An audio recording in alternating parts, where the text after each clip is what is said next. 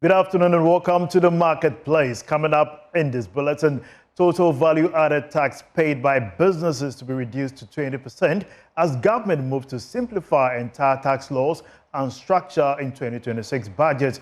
We'll be speaking to a tax person on these proposals. One of the major reforms that we are doing, and as Minister announced, is that the COVID levy will go as part of the reform that we are doing.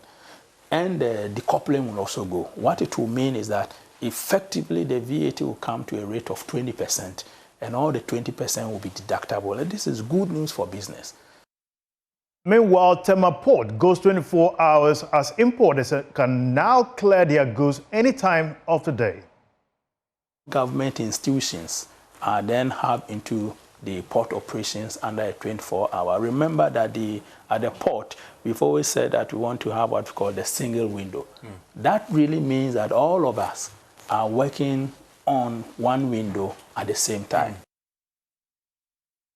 But what would this mean for businesses and freight forwarders? We'll be speaking to the president of the association. Now, the Goldfields to hand over diamond mines to government in April 2026 after exploration lease agreement ends. We are working with a transition committee to ensure that the mine gets transitioned appropriately. But what we are also doing, as I said, is completing this feasibility study so that we actually have a plan for how we're going to extend the life of the mine. And that is something that is being done in alignment with the Minerals Commission and the government. We have these and more coming up in this bulletin. My name is Winston Taki, and now to our first business story. The final value added tax rate that will be paid by businesses is expected to be reduced to 20% from the current 22% before the close of this year. This will be captured in the 2026 budget that is now expected to be presented to Parliament in October this year. The move is part of measures to simplify the country's tax laws to aid mobilization. Commissioner General of the Ghana Revenue Authority, Anthony Sapon, disclosed this on PM Express Business Edition. If you look at our COVID levy, when you have applied the VAT of 15%, then the 1% is on the VAT, which is not value adding. Yeah. So it's like you are being asked to pay a levy on a tax. And on top of that, that levy is not deductible. It becomes, apart from it being not creating value in the business chain, it's also not deductible. So effectively what we've done is that we've told ourselves our VAT is 15%, but effectively our VAT is 21.9. And on top of that, 8% is an additional cost to business because you can't deduct the component of the levies because they have been decoupled. So one of the major reforms that we are doing, and as Minister announced, is that the COVID levy will go as part of the reform that we are doing. And the decoupling will also go. What it will mean is that effectively the VAT will come to a rate of 20%, and all the 20% will be deductible. And this is good news for business because you pay the VAT and it's not a cost burden to you. It is the final consumer that pays the VAT, which is good for business. Now let's get on to Zoom and speak to a tax partner at accounting firm PwC Ghana, Abeku Jan Kwanso, for some analysis on this. It's great to have you, Abeku, here on the marketplace. Now, finally, the effective VAT rate is being reduced to 20%. Is it good or government could do more? Well, Winston, good afternoon to you. Good afternoon to our viewers, if I can say that. Is it good? I would say yes, it's a very good starting point. And listening in on the interview with the Commissioner General, he's explained how government intends to get to that. And the first thing government intends to do is to take away the current COVID levy that is having a standard rate of 1%. And then he further talked about the fact that there would no longer be a decoupling because according to the GRA, before determining the actual amount of total taxes, which for the purpose of this conversation, we can call the effective VAT, they put in the levies before adding and charging the VAT, which then gives us a standard rate of 21.9.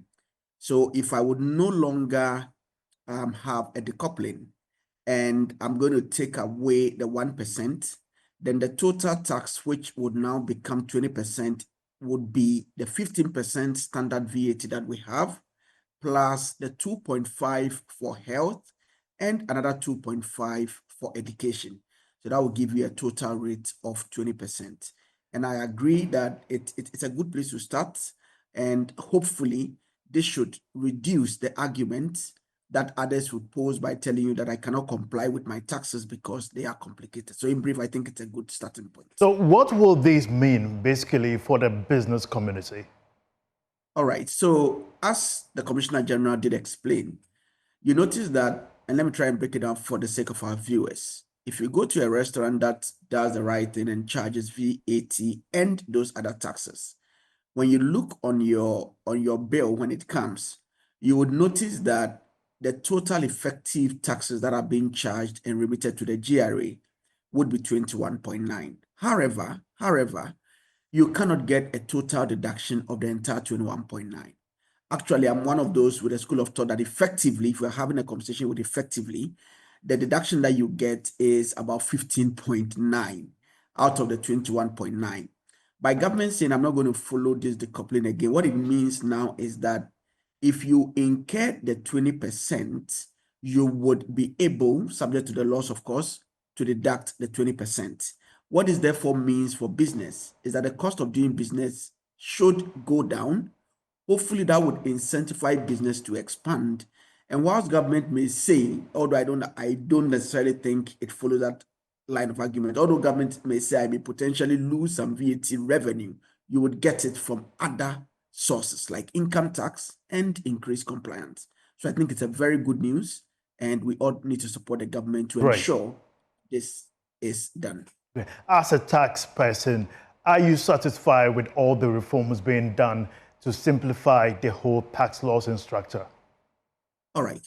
So Winston, the details is what you and I have to wait for. You know what the Commissioner General said yesterday? He said they were preparing in order to submit it to the finance minister, etc., etc. This conversation that we're having at this stage is best described as government's policy intention. You and I would have to see the bill. The bill, basically, for the sake of our audience, is what government would go and submit to our representatives in parliament to say that this is what I want to do. So at this stage, I would say that the policy intention is good. It doesn't necessarily mean that we agree in entirety with all the reforms that government wants to do, but broadly, it is good. But I will be in a position to endorse everything or to give a lot more endorsement when we see the bill, which will be submitted to our parliamentarians to pass into law so that you and I can comply. Thank you very much, Abeku Jankwansa, for speaking to us here on the marketplace. Now, meanwhile, the Commissioner General of the Ghana Revenue Authority, Anthony Sapon, has also revealed that the Tema port is now operating 24 hours a day. This is part of effort improving clearance of goods at the port. Now, speaking on PM Express, the Commissioner said they are working with government to reduce the cost of doing business at the ports in Ghana. At the port, together working with the Ghana Ports and Harbours Authority and other stakeholders, we have already embraced the 24-hour economy at the port. Indeed, before this program, customs already, as you know, works 24 hours at the port as well as the airport. Was that the reality, Commissioner General? Yes, our systems were already ready for 24. About people or what? We were up for 24 hours already before the program was launched. What we are doing is that at the port, we work with other stakeholders. For example, when somebody is bringing goods, you need the standard boards to be there. You need Food and Drugs Authority to be there. You need the EPA to be there. Not all these institutions were 24 ready, but we've worked with them and we've positioned them such that all of these institutions are being hooked and automated into our customs ICOM platform. So that way, all government institutions are then hub into the port operations under a 24-hour. Remember that at the port, we've always said that we want to have what we call the single window. That really means that all of us are working on one window at the same time. So what we've done within the President's vision is to ensure that agencies that were not within the one window, we've brought them on board so that we can fully implement the 24 hours at the port. So as we speak today, the 24-hour program is in earnest working at our Tema port. Now let's get on to Zoom and speak to the president of the Freight Forwarders Association, Stephen Jotache, for more insights on this announcement by the commissioner. Now, welcome to the marketplace. Is it true that you can really clear goods any day of the time, any time of the day, basically at the port? Is this something that customers are experiencing currently?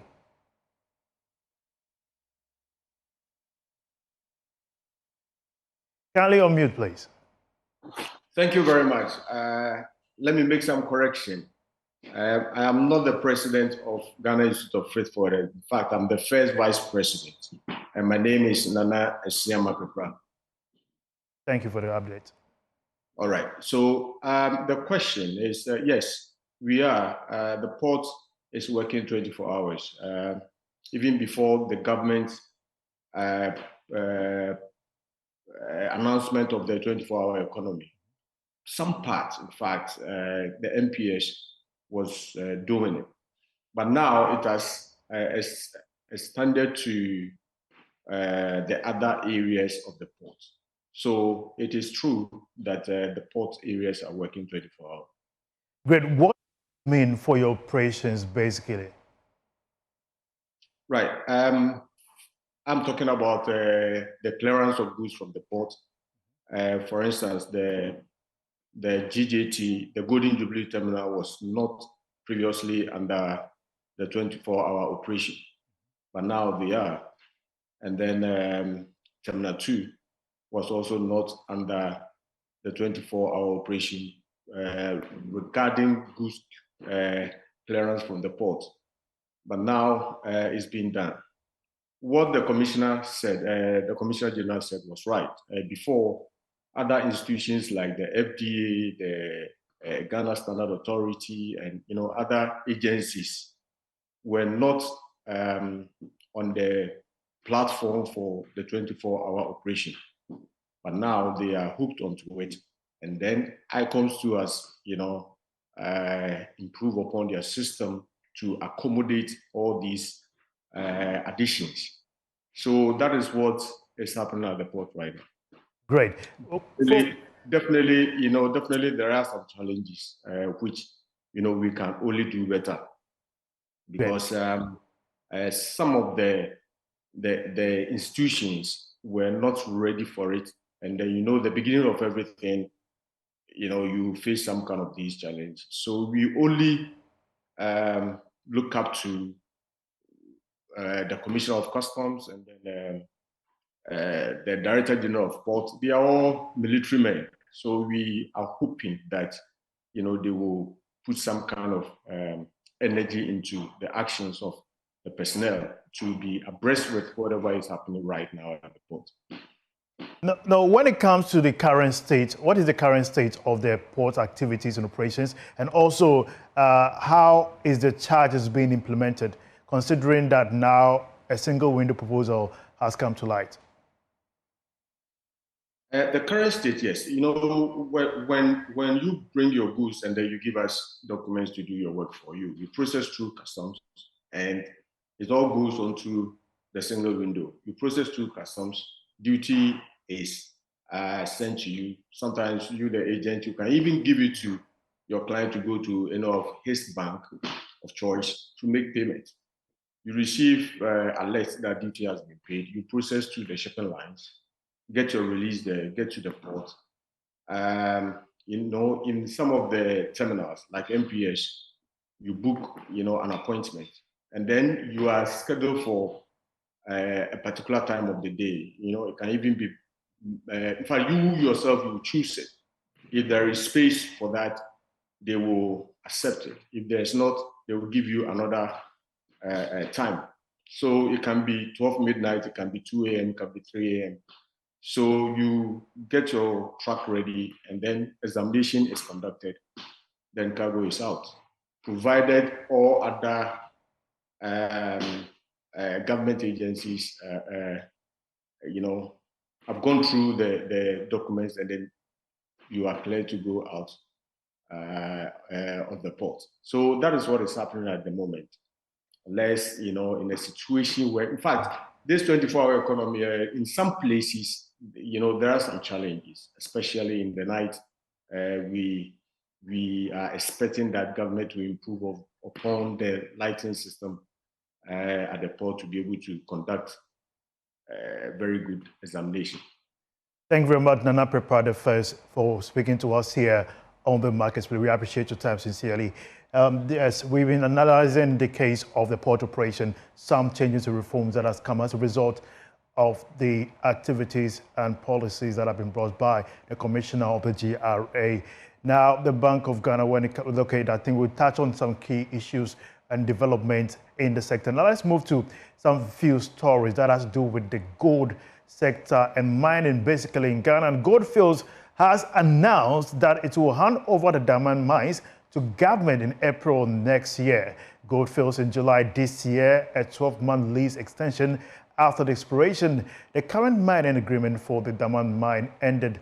Mike Fraser is the group chief executive of the Goldfields and has been speaking from Johannesburg, South Africa, in a conference call with investors and journalists.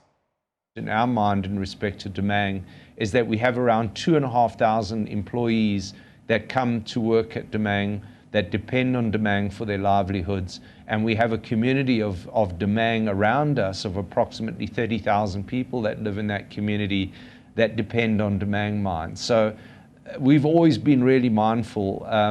Goldfields has been, in my mind, a very good steward of that asset for a long period of time. We've got a very good reputation in our communities. People have really grown and benefited from our presence in Damang. But it's now time for the next horizon. And I think with our finding the relationship with the new administration, we've now really got a good pathway forward for Damang. And I think it bodes well for how we set Tarkwa up for future success as well, having worked through this alignment on the position in respect to Damang. So I feel very confident that we've got to the very right outcomes. And as you know, we don't always start aligned, but I think we have found some really good alignment with respect to Damang, and the people that will benefit from it are the employees and communities who should be the ultimate beneficiaries of the resource of Damang. We've got to in Damang, and equally what's most important for us is that Damang is a sustainable, vibrant mine going forward. And for us to do that and be able to sustain the jobs that are dependent on Damang mine and the communities that benefit from it, is that we are going to ensure that we responsibly transition this mine as a going concern to a new operator. For us to do that, we are working with a transition committee to ensure that the mine gets transitioned appropriately. But what we are also doing, as I said, is completing this feasibility study so that we actually have a plan for how we're going to extend the life of the mine. And that is something that is being done in alignment with the Minerals Commission and the Government of Ghana. Is exactly that, is to preserve those jobs of the employees at Damang mine. And that is why this feasibility study on the life extension is so crucial, that we can actually provide that pathway for the future life of Damang. But the underlying case and the principle of what we're working to is a transition of this asset as a going concern so that that business can continue past the end of our lease in April of 2026. And that's what we're all working towards, to ensure the continuity of this business. In other development, the Faculty of Business Studies at Takoradi Technical University has taken business education beyond the classroom to Kojokro markets. Staff and students engage traders on basic financial marketing and procurement principles to help sustain their businesses. The outreach also introduced traders to learning opportunities at TTU.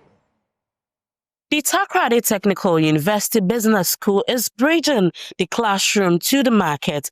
Faculty members and students split into groups to teach traders basic business secrets ranging from finance and marketing to procurement, vital for sustaining their daily operations. Dean of the Faculty of Business Studies, Professor Abigail GRA, says the outreach is in line with the university's 3 core mandates: teaching, research, and community service. This is a community service where we have come in with our faculty members and our students to educate the market women on basic financial principles, marketing principles, and procurement issues that will enhance their businesses, because we are coming from the business faculty.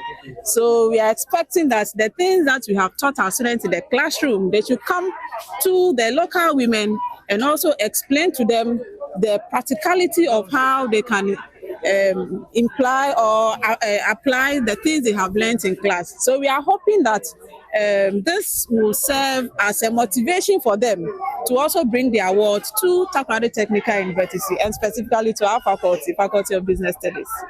Head of admission at TTU, Bernard Many, described the outreach as a vital platform to guide potential applicants and their families. The outreach program is part of our corporate social responsibilities. You know, we do it every year.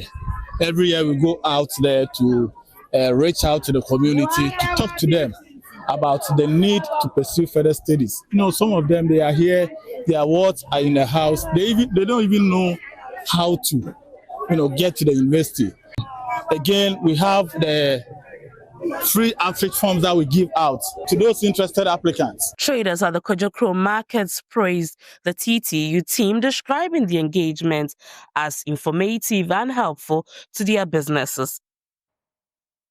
That's all for business here on the marketplace. Now, for more business update, visit myjoyonline.com/business. And there you see Tema port goes 24-hour as importers can now clear goods even at 2 a.m. Effective VAT rate to be reduced to 20% in 2026 budget. And still, government is asking for opinions from, stakeholders in the 2026 budget. Now, importers can pay duties online weeks before goods arrive, according to the GRA boss, and clearing of goods at the ports not affected by the Ghana card dispute. GRA boss clarifies that as well. You can get that interview on PM Business Edition on our YouTube page. That's all. My name is Winston Taki. Expect another insightful conversation on Beyond the Numbers at 5:30 p.m. Have a good business day. Bye-bye.